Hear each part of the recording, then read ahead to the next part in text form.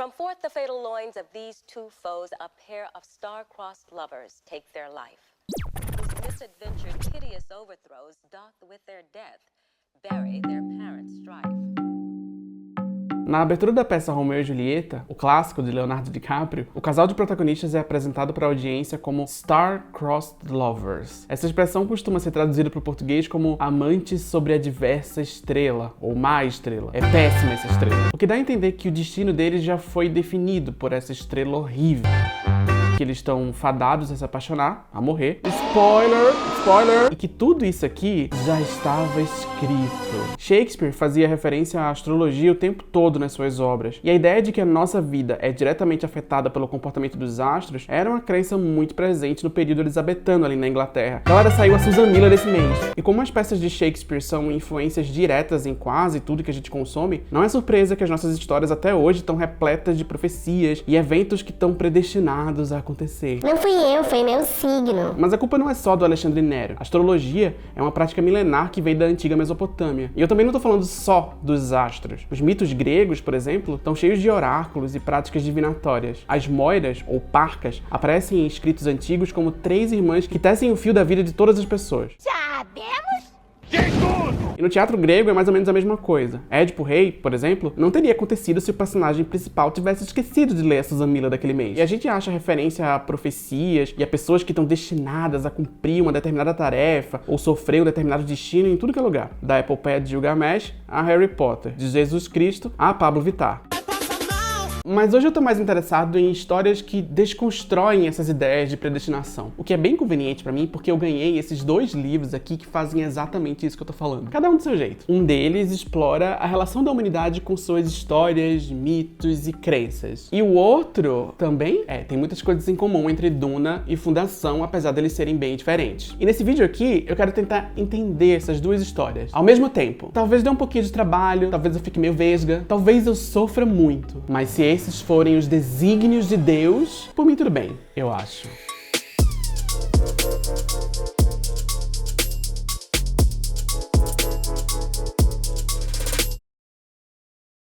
Primeiramente, eu quero falar que esse vídeo é patrocinado. Tá, querida? A editora Aleph me convidou pra falar sobre Duna, do Frank Herbert, e Fundação, do Isaac Asimov. Por isso que eu ganhei esse presentaço aqui. Esses 2 livros, eles são clássicos da ficção científica e você encontra eles lá no site da editora Aleph com 40% de desconto se você usar o código HORATIAGO, que é o nome desse canal, inclusive, não sei se você lembra. E eu recomendo fortemente que você leia esses 2 livros, porque são bons livros. São histórias que ecoam de um jeito interessante nos dias de hoje e que influenciaram muitas produções nos últimos, 50, 60 anos. Inclusive, ambos foram adaptados em 2021 em produções de alto orçamento, Duna pro cinema e Fundação pra TV. Mas eu não vou falar sobre nenhuma dessas adaptações. Esse vídeo não é sobre nenhuma delas. O negócio é o seguinte, o que tem nessas obras que tornam elas relevantes hoje, esse ano especificamente? Será que é porque as 2 se passam em mundos conduzidos por decisões de homens velhos e decrépitos?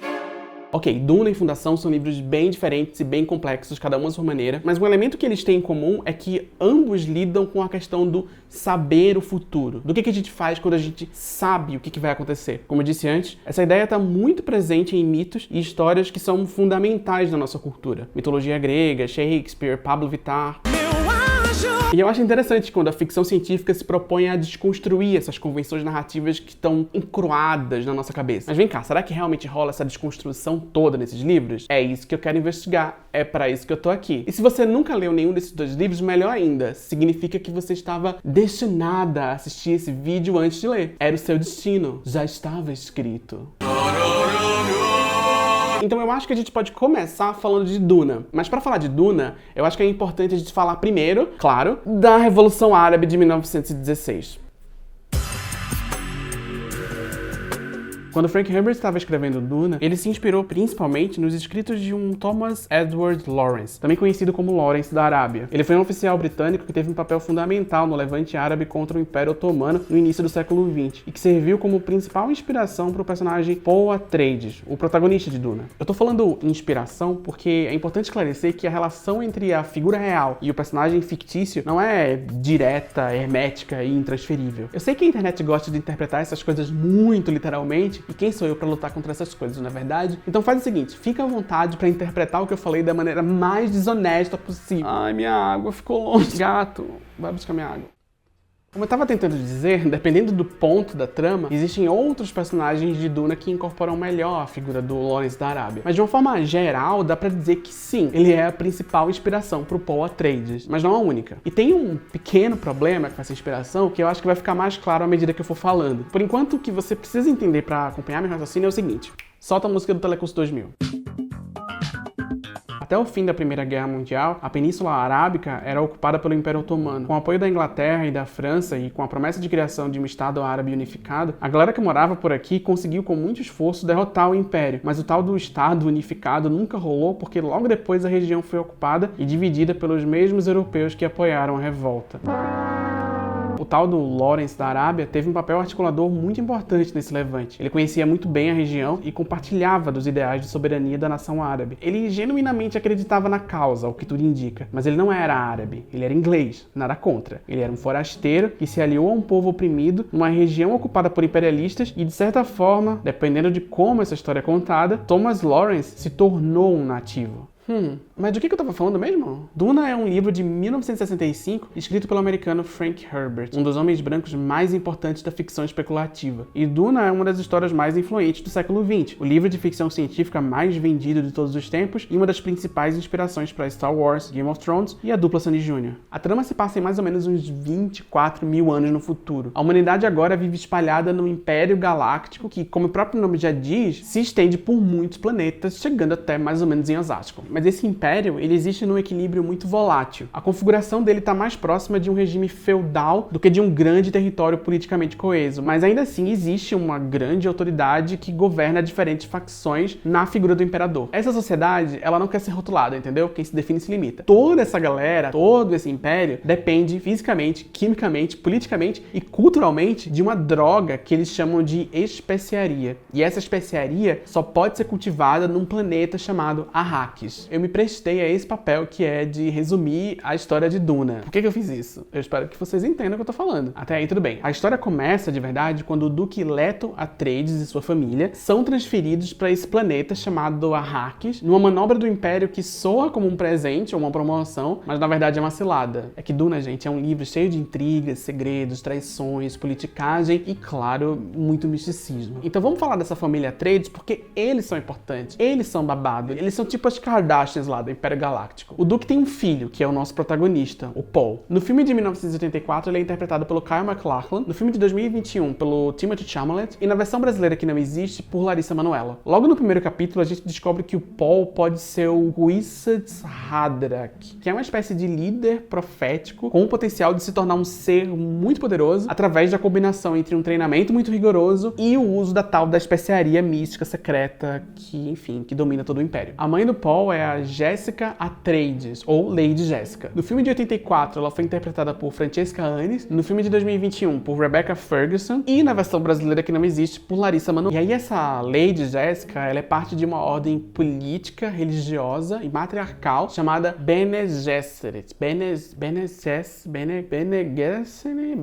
Gretchen. E elas conduzem há muitos anos um programa de eugenia no qual Lady Jessica deveria dar luz a uma filha, mulher, que deveria se casar com o filho dos Harkonnen, que é a família rival. Tudo isso para unir as duas linhagens, criando assim uma terceira via contra o radicalismo. Mas aí a Lady Jessica, ela falou o quê? Ela falou: Meu corpo, minhas regras. E decidiu ter um filho homem, porque sim, ela consegue fazer isso. Nesse mundo aí existe essa possibilidade. E aí o bagulho que já era complicado fica mais complicado ainda, porque entre essas Bene Gesserit aí existe uma profecia que diz que uma delas ia gerar um filho homem, que é esse tal de Kwisatz Haderach que a gente falou antes. Então a questão aqui entre elas é que fica um mistério de que a Lady Jessica teve um filho homem porque ela queria que o filho dela fosse o cara lá da profecia. E ela fez tudo isso de propósito como uma manobra de poder. Tá dando pra acompanhar? Eu sei que é meio complicado e vai ficar mais complicado ainda, porque eles estão em Arrakis. Eles chegaram agora em Arrakis e esse planeta ele é muito hostil, fisicamente falando mesmo. Ele também é conhecido como Duna, daí o nome do livro. E esse planeta, ele é basicamente um grande deserto com pouquíssimas fontes de água.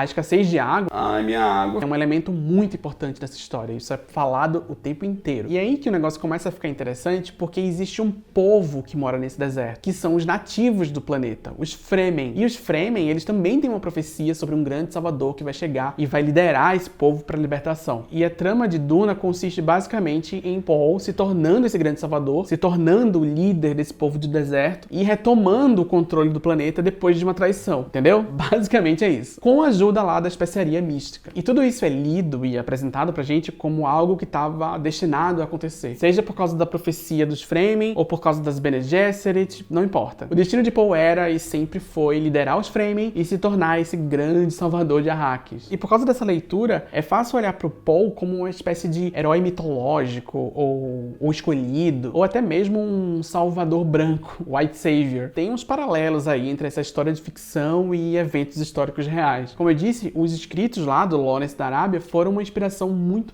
forte em Duna. Não a única, mas uma inspiração forte. A tal da especiaria é lida por muitos críticos como uma alegoria de petróleo, e o livro usa muita terminologia árabe para descrever Arrakis e os seus habitantes. Os Fremen se referem ao Paul como Muad'Dib, o que parece ser uma referência ao Mohammed Ahmad, um revolucionário e líder religioso conhecido como Mahdi na região do Sudão no final do século XIX. De certa forma, parece que Duna embarca pesado no fetiche colonial, na ideia de Salvador Branco, no que o autor Edward Said chama de orientalismo. Nada disso é mentira, não tá errado dizer essas coisas. Mas eu tô aqui pra quê? Pra oferecer nuances, camadas, babados. É pra isso que eu tô aqui. Eu acho que o problema não é tanto Duna em si, mas o que esse livro se tornou no imaginário popular. O que veio depois do livro. Várias histórias diretamente inspiradas por Duna embarcaram na jornada celebratória desse salvador mitológico. Mas Duna não é necessariamente uma narrativa celebratória. Paul não é um herói nobre, justo, sem defeitos, a maior que temos. Ele tá muito mais perto de um comentário cínico sobre esse tipo de personagem e sobre a construção desse tipo de mito. O próprio autor fala sobre isso. Tudo começou com um conceito. Escreveram um longo romance sobre as convulsões messiânicas que periodicamente se infligem às sociedades humanas. E tinha uma ideia de que os super-heróis eram desastrosos para a humanidade. Eita! E essa ideia fica bem clara na obra, não é exatamente ambíguo. Não é um negócio que o autor precisou explicar depois. Paul é o produto de um contexto político, familiar e religioso. Ele foi criado para ser esse salvador, para ter esse destino grandioso. E quando a hora chega, ele incorpora esse futuro grandioso que foi desenhado para ele por outras pessoas e pela cultura onde ele foi criado. O livro não glorifica a trajetória do Paul. E pelo contrário, quanto mais perto o Paul chega de se tornar esse herói, ele vai ficando cada vez menos humano, cada vez mais distante, cada vez mais divino ou cada vez mais alienígena. E é tudo por causa de uma profecia, por causa de uma história, por causa de uma previsão, ou de um projeto de eugenia disfarçado de profecia, ou talvez o contrário. Duna não se dá o trabalho de confirmar nem de negar os mitos, não é isso que importa. Assim como nas tragédias gregas, o que conduz o herói a cumprir seu destino é a forma como ele é impactado pela profecia em si. É basicamente saber o que vai acontecer. O que a gente faz quando a gente sabe o que o futuro nos reserva? É essa pergunta que me leva ao próximo assunto, a trilogia Fundação. Na verdade, eu vou falar só do primeiro livro, mas para falar de Fundação, eu acho que é importante a gente começar falando, claro, da queda do Império Romano. A história do declínio e queda do Império Romano é considerada uma das obras mais importantes e fundamentais da história moderna. Dormiu, Jojo? Calma, fica comigo, pelo amor de Deus. É um tratado histórico complexo, publicado em 6 volumes entre 1776 e 1788, que tenta encontrar uma explicação coerente para um evento que, naquela época, era praticamente inexplicável. Como que um império tão grande quanto Roma simplesmente ruiu, aparentemente de uma hora para outra? Essa dúvida despertou a imaginação de um jovem escritor estadunidense lá nos anos 1940. O nome dele, Valdir Soriano. Ninguém sabe quem é Valdir Soriano em 2021, mas tudo bem. Isaac Asimov é um dos homens brancos mais importantes da ficção científica. Ele nasceu na Rússia, mas viveu nos Estados Unidos a vida inteira. Além da trilogia Fundação, ele é conhecido pela vasta literatura sobre robôs e inteligência artificial. As obras de Asimov costumam descrever o futuro de uma forma histórica, procurando precedentes reais para especulações ficcionais. Especulação ficcional faz sentido? É pleonasmo? Eu não sei. E esse livro aqui, ele começou a escrever quando ele tinha 21 anos, depois que ele terminou de ler a história do declínio e queda do Império Romano. Tudo isso com 21 anos. Com 21 anos, eu tava fazendo o quê? Eu tava na boate. Sim, o ano inteiro. Mas é importante esclarecer que, apesar de Fundação ser claramente inspirado num tratado histórico, a relação entre o Império Real e o Império Fictício não é direta, hermética, intransferível. Eu sei que a internet gosta de interpretar essas coisas de uma forma muito literal. Quem sou eu pra lutar contra isso? Então faz o seguinte, fica à vontade pra interpretar tudo que eu falei da forma mais desonesta possível. E eu tô chamando isso aqui de livro porque é um livro, claramente, né? Mas aqui hoje é um livro. Inicialmente, que o Asimov começou a escrever foram pequenos pequenos contos que foram publicados entre 1941 e 1950 na revista Astounding. Essas historinhas eram interligadas, mas cada uma delas se passava numa época diferente, com às vezes décadas de diferença entre uma história e outra, e personagens quase que completamente diferentes também. Mas a premissa é a seguinte: num futuro muito distante, existe o Império Galáctico. E nesse futuro aí, existe uma ciência, um campo de estudo chamado de psicohistória. Uma mistura de psicologia de multidões com estatística avançada que consegue prever tendências históricas com muita precisão. E aí, através de cálculos muito elaborados, o psicohistoriador Hari Seldon, ele descobre que o Império vai entrar em colapso, que o Império vai acabar, basicamente. Que não tem nada que dá pra fazer pra impedir esse colapso, mas que é possível atenuar ele seguindo um plano muito elaborado. O problema é que ninguém acredita, ou ninguém quer acreditar em nada do que ele previu. Então ele precisa ser um pouquinho criativo. Essa que é a graça da história. A previsão do Hari Seldon é que o fim do Império viria seguido de uma idade das trevas que duraria uns 30 mil anos. Mas que se o plano que ele desenhou fosse seguido à risca, seria possível reduzir esse período de 30 mil anos para 1000 anos. A gente vai entendendo melhor esse plano à medida que os capítulos avançam, mas a princípio a ideia do Seldon era reunir todo o conhecimento humano em um só planeta chamado Terminus. É isso que é a tal da Fundação. Um planeta inteiro dedicado a sobreviver ao colapso de um império e a conduzir a humanidade para o futuro. Resuminho básico. Tem umas coisas interessantes. A primeira delas é que esse aqui foi literalmente o primeiro livro de ficção científica que eu li na vida, eu acho. E é um bom primeiro livro, porque a leitura é meio leve e a linguagem é relativamente simples. E pelo fato de não ser exatamente um romance de 300 e poucas páginas, e sim uma coleção de histórias curtas que se complementam, você não precisa ficar mapeando tudo que é terminologia ou personagem o tempo todo. Cada capítulo é mais ou menos independente um do outro, o que significa que você pode ler no seu tempo sem ficar doida, o que pra mim é uma ótima meta. Agora, sobre o livro em si, eu acho que ele fica mais interessante em 2021, porque hoje a gente tá muito familiar com essa ideia de um colapso inevitável. Eu não sei vocês, mas eu tô.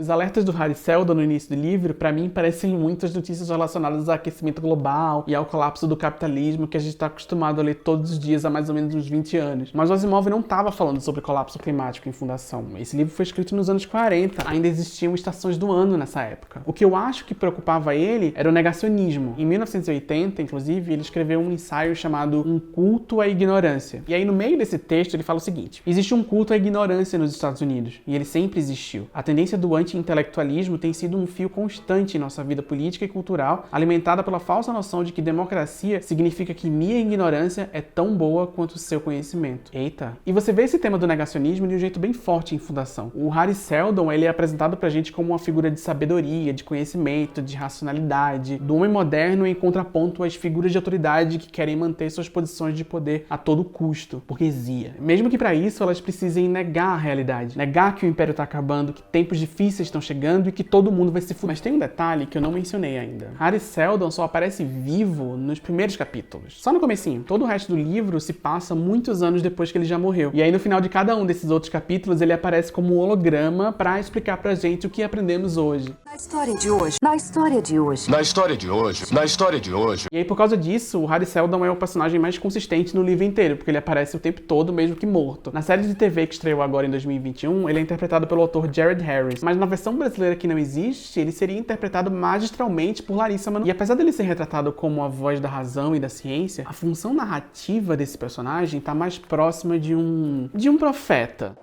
Isso é um hot take? Hari Seldon é um profeta. Eu não sei, mas eu tenho um ponto. Deixa eu explicar.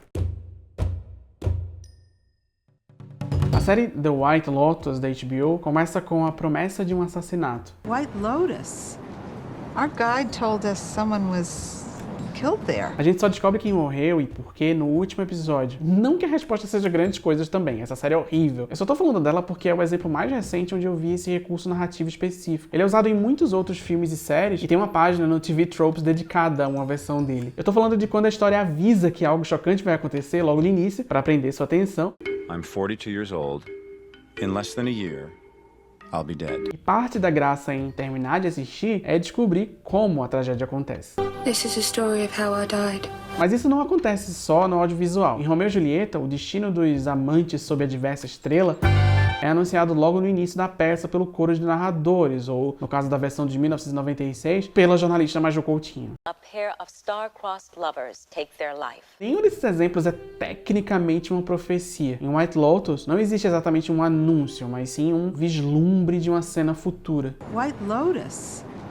Our guide told us someone was killed there. Em Doctor Who e Beleza Americana, os personagens dão uma de Brás Cubas, narrando suas histórias depois de suas mortes. Enquanto que em Romeu e Julieta, é meio que o próprio autor quem conta pra gente o que vai acontecer. Mas peraí, é sempre o autor, não é? Ou eu tô doida? Tá me chamando de doida? Existe uma tendência de olhar pra esses clássicos da ficção científica, principalmente os escritos por homens brancos, como se eles fossem quase que tratados sociológicos. Como se essas especulações ficcionais fossem projeções técnicas e muito precisas da realidade e não simplesmente literatura. E, gente, literatura é ótimo.